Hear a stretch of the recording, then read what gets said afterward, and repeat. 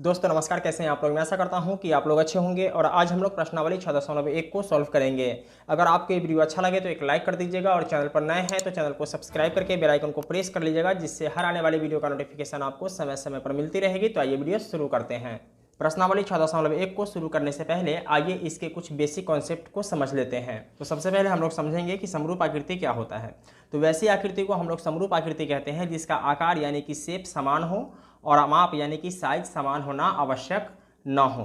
कहने का मतलब ये है कि ये दोनों आकृति का जो शेप है ये समान होना चाहिए। जैसे कि ए गोल है तो ए भी गोल है, यानी ए वृत्त है तो ए भी वृत्त है, ठीक। लेकिन इसका साइज अलग अलग है, कोई दिक्कत नहीं है। क्या होगा, यह समरूप आकृति कहलाएगा, ठीक है। इसी प्रकार यहाँ आप देख सकते हैं कि ये क्या है, वर्ग है और ये भी वर्ग है, लेकिन ये बड़ा वर्ग है और यह छोटा वर्ग है, लेकिन दोनों वर्ग ही है। इसका साइज क्या है, अलग अलग है, लेकिन इसका आकार जो है वह क्या है, बराबर है। इसका मतलब ये है कि यह जो आकृति है यह समरूप आकृति है। देखिए सर्वांगसम आकृति क्या होती है, तो सर्वांगसम आकृति हम वैसे आकृति को कहते हैं जिसका आकार यानी कि शेप समान हो और उसका आमाप यानी कि साइज भी समान हो। ये दोनों आकृति क्या है, 1.7 सेंटीमीटर त्रिज्या इसका भी है तो 1.7 सेंटीमीटर त्रिज्या इसका भी है, ठीक है। यानी कि दोनों वृत्त है लेकिन दोनों का साइज भी बराबर है। तो ऐसी आकृति को हम लोग क्या कहते हैं, सर्वांगसम आकृति कहते हैं। आइए हम वर्ग में भी देखते हैं। देखिए ए भी वर्ग है और ए भी वर्ग है, दोनों का साइज भी बराबर है और दोनों का शेप भी बराबर है। इसका मतलब ये है कि ये सर्वांगसम आकृति है। तो प्रश्न संख्या 1 है, कोष्टकों में दिए शब्दों में से सही शब्दों का प्रयोग करते हुए रिक्त स्थानों को भरिए। इसका पहला भाग है, सभी वृत्त डैश होते हैं। सभी वृत्त डैश होते हैं, यहाँ से आपको चुनना है सर्वांगसम होते हैं या समरूप होते हैं। ओके, तो अभी हमने आपको बताया था, यहाँ पर आप देख सकते हैं कि ए भी वृत्त है और ए भी वृत्त है। क्या है, साइज अलग अलग है। जब साइज अलग अलग होता है और शेप समान होता है तब हम उसे क्या कहते हैं, समरूप कहते हैं, ठीक है। तो यहाँ हमें क्या करना है कि समरूप को चुन लेना है, यानी कि ये जो समरूप है इसे चुन लेना है, ये सही है। यहाँ लिख देंगे समरूप, क्या, समरूप। ओके, चलिए अब आगे है, सभी वर्ग होते हैं, समरूप होते हैं या सर्वांगसम होते हैं। भाई अभी हमने आपको बताया, यहाँ आप देख सकते हैं कि समरूप आकृति, ओके, क्या हो, आकार शेप समान हो और साइज यानी कि अमाप अलग अलग हो, कोई दिक्कत नहीं है। जैसे कि यहाँ आप देख सकते हैं कि ये बड़ा वर्ग है और ये छोटा वर्ग है, दोनों का साइज अलग अलग है लेकिन इसका शेप जो है वह क्या है, समान है। इसका मतलब यह है कि यह आकृति क्या है, समरूप आकृति है। ओके, तो यहाँ भी हम क्या करेंगे, समरूप आकृति लिख लेंगे। क्या लिखेंगे, समरूप लिखेंगे, समरूप। ओके, चलिए अब आगे बढ़ते हैं, तीसरे भाग को देखते हैं। सभी डैश त्रिभुज समरूप होते हैं। यहाँ हमारे पास दो ऑप्शन हैं, समद्विबाहु और समबाहु। तो हम लोग ये समझेंगे कि समद्विबाहु त्रिभुज क्या होता है और समबाहु त्रिभुज क्या होता है। देखिए जैसा कि आप लोग जानते हैं कि 3 रेखाखंडों से घिरे हुए क्षेत्र को हम लोग त्रिभुज कहते हैं, ठीक है। तो ये 3 रेखाखंडों से घिरा हुआ क्षेत्र है, इसलिए क्या हो जाएगा, त्रिभुज हो जाएगा। लेकिन यहाँ कह रहा है समद्विबाहु त्रिभुज, तो ऐसा त्रिभुज जिसका 2 भुजा बराबर हो उसे हम लोग क्या कहते हैं, समद्विबाहु त्रिभुज कहते हैं, ठीक है। तो दो त्रिभुज बना लेते हैं। एक त्रिभुज ये हो गया, ठीक है, इसका ये दोनों भुजा क्या है, बराबर है, इसलिए ये समद्विबाहु त्रिभुज है। और एक और बना लेते हैं, देखिए ये दोनों भुजा बराबर है, इसलिए क्या है, ये भी समद्विबाहु त्रिभुज है, ठीक है।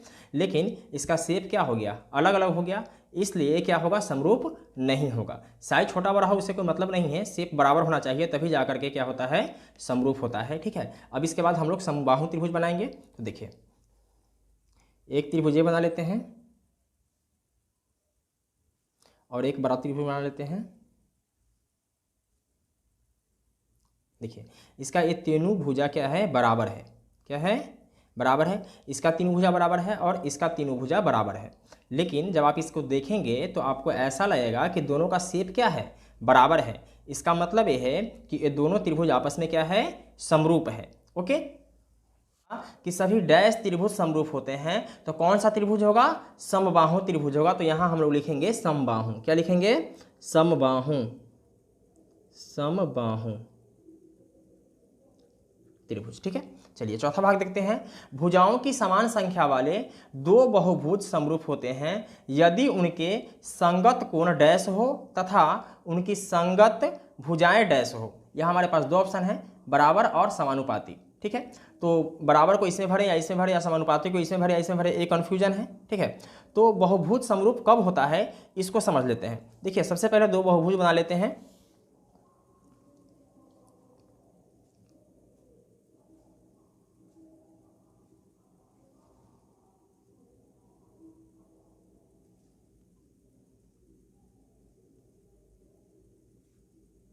ये बहुभुज है, क्यों है? क्योंकि इसका भुजा जो है वह 3 से ज़्यादा है। 1 2 3 4 5 6 भुजा है। ठीक है, और एक और बना लेते हैं जो इससे बड़ा होगा।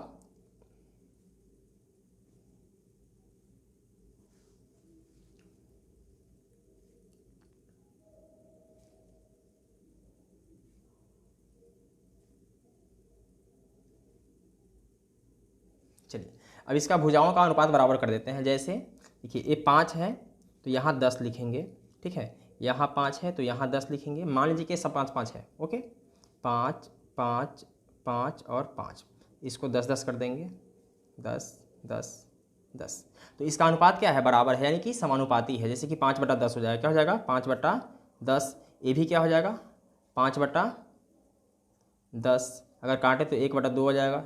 1/2 हो जाएगा। ठीक है ना, तो इसके हिसाब से इसका और इसका कर देते हैं तो ये भी 5/10 हो जाएगा। ठीक है, सही 5/10 हो जाएगा, यानी कि 1/2 हो जाएगा।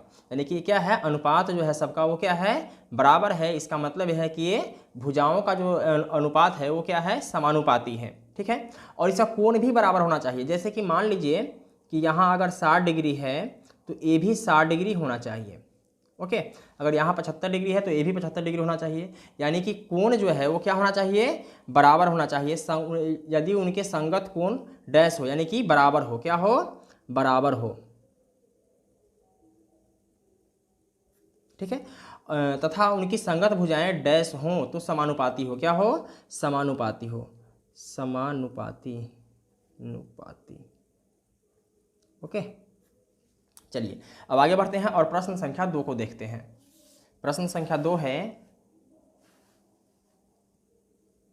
निम्नलिखित युग्मों के दो दो भिन्न भिन्न उदाहरण दीजिए। समरूप आकृतियां और ऐसी आकृतियां जो समरूप नहीं हैं। ठीक है, तो यहाँ हम लोग देखेंगे क्या कि समरूप आकृति को सबसे पहले देख लेते हैं। तो समरूप आकृति के बारे में हमने आपको बताया था कि साइज अलग अलग होना चाहिए। ठीक है, और उसका जो शेप है वो समान होना चाहिए। तो ये भी आयत है लेकिन ये छोटा है, और ये भी आयत है लेकिन ये बड़ा है। यानी कि साइज अलग अलग है लेकिन इसका जो शेप है वह बराबर है। तो इसका मतलब ये है कि ये दोनों आकृति क्या है? समरूप है। इसी प्रकार इसके नीचे आते हैं तो ये क्या है? वर्ग है, और ये भी वर्ग है लेकिन ये छोटा है और ये बड़ा है। तो आकृति तो बराबर है। जिसका आकृति बराबर होगा, साइज जो है वो छोटा बड़ा हो सकता है, कोई दिक्कत नहीं है। तो इसका मतलब यह है कि वो क्या होगा? समरूप होगा। ओके, चलिए अब है कि ऐसी आकृति जो समरूप नहीं है। ठीक है, तो देखिए यहाँ आप देख सकते हैं कि ये क्या है? विषमबाहु त्रिभुज है, और ये क्या है? समबाहु त्रिभुज है। यानी कि इसका जो शेप है वह बराबर नहीं है।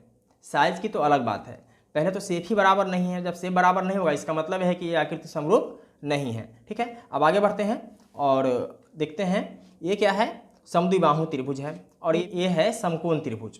तो ये समद्विबाहु त्रिभुज है और ये समकोण त्रिभुज है। इसका भी शेप बराबर नहीं है। ठीक है, तो जब शेप बराबर नहीं है इसका मतलब ये है कि यह आकृति समरूप नहीं है। ठीक है, अब आगे बढ़ेंगे और प्रश्न संख्या 3 को देखेंगे। तो प्रश्न संख्या 3 कह रहा है कि बताइए कि निम्नलिखित चतुर्भुज समरूप है या नहीं। देखिए यहाँ एक चतुर्भुज दिया हुआ है और एक चतुर्भुज यहाँ दिया हुआ है। चतुर्भुज का मतलब ये होता है कि 4 भुजाओं से घिरे हुए रेखाखंड को हम लोग क्या कहते हैं? चतुर्भुज कहते हैं। ठीक है, अब यहाँ पे आप देख सकते हैं 1.5 सेंटीमीटर और इसका भुजा है 3 सेंटीमीटर। ठीक है, यानी कि SR 1.5 सेंटीमीटर और DC है 3 सेंटीमीटर। अगर हम इसका अनुपात लेते हैं तो क्या हो जाएगा? 1.5/3 यानी कि 1/2। ठीक, इसी प्रकार से इसका देखिए 1.5/3 यानी कि 1/2, यहाँ है 1.5/3 यानी कि 1/2, और ये भी है 1.5/3 यानी कि 1/2। यानी कि कहने का मतलब यह है कि इसके भुजाओं का अनुपात तो समान है, लेकिन जब आप इसके कोण को देखेंगे तो इसका प्रत्येक कोण क्या है? 90-90 डिग्री का है। कितने डिग्री का है? 90-90 डिग्री का है। ठीक है, लेकिन इसका कोण 90 डिग्री का नहीं है। मतलब ये कि भुजाओं का अनुपात समान है लेकिन दोनों का कोण समान नहीं है। ऐसी स्थिति में ये दोनों चतुर्भुज समरूप नहीं होगा। समझ में आ गया? चलिए इसको लिख भी देते हैं। लिखेंगे हल नहीं। ठीक है, क्यों नहीं होगा? क्योंकि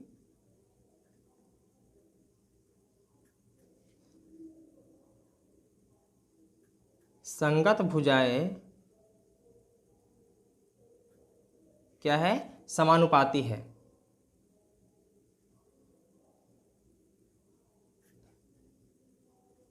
परंतु कोनों का माप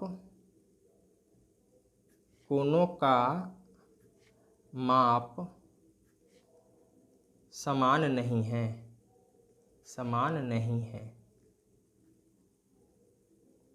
तो आप लोग समझ गए कि समरूप होने के लिए दो कंडीशन हैं। पहला कंडीशन तो ये है कि संगत भुजाएं एक ही अनुपात में हो, यानी कि समानुपाती हो, और उसका संगत कोण क्या हो? बराबर हो। जैसे कि यहाँ संगत भुजाएं एक ही अनुपात में था, लेकिन संगत कोण जो है वो बराबर नहीं था। इसका मतलब ये है कि ये आकृति क्या है? समरूप नहीं है। तो दोस्तों, मैं उम्मीद करता हूँ कि आपको ये वीडियो समझ में आ गया होगा। अगर किसी प्रकार की कोई डाउट हो तो आप हमें कमेंट कर सकते हैं, और इससे पहले का वीडियो आप लोगों ने नहीं देखा है तो अनलॉक स्टडी के प्लेलिस्ट में जाकर इससे पहले का सारा वीडियो देख सकते हैं। फिर मिलते हैं एक और वीडियो में, तब तक के लिए जय हिंद।